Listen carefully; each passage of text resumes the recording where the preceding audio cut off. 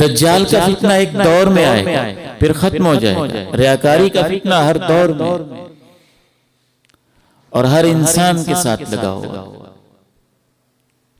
ان دو فتنوں کے حوالے سے چند ایک باتیں میں آپ کے ساتھ شیئر کرنا چاہوں گا کہ ان فتنوں سے ہم اپنی حفاظت کیسے کر سکتے ہیں۔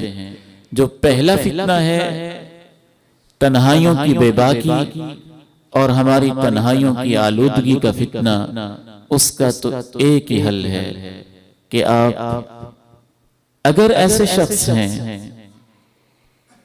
کہ جو تنہائی میں بے باک ہو جاتے ہیں تو کوشش کریں زیادہ سے زیادہ کہ آپ نیک مجلس، نیک محفل، اچھی صحبت، دین کی محفل، خیر کی محفل، زیادہ سے زیادہ وقت اس میں گزارنے کی کوشش کریں۔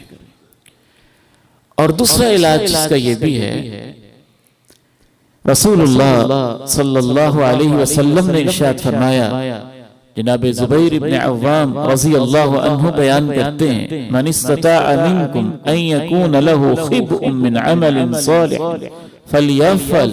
اے میری امت کے لوگوں، تم میں سے جو شخص بھی یہ کام کر سکتا ہو کہ کوئی ایسی نیکی چھپا کے رکھے جسے اللہ کے علاوہ کوئی نہ جانتا ہو، تو اسے چاہیے کہ اپنی زندگی میں کسی ایسی نیکی کا اہتمام ضرور کر لے۔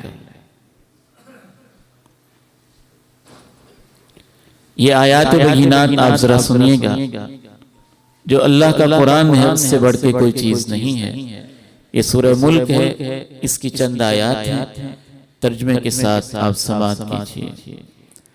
ان الذين يخشون ربهم بالغيب لهم مغفرة وأجر كبير وأسروا قولكم أو اجهروا به إنه عليم بذات الصدور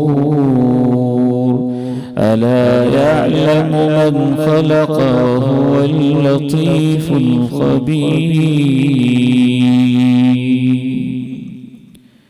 بے شک وہ لوگ جو بن دیکھے اپنے رب کی خشیت اختیار کرتے ہیں، ان کے سب گناہ معاف ہو جاتے ہیں اور ان کے لیے بڑا اجر ہے۔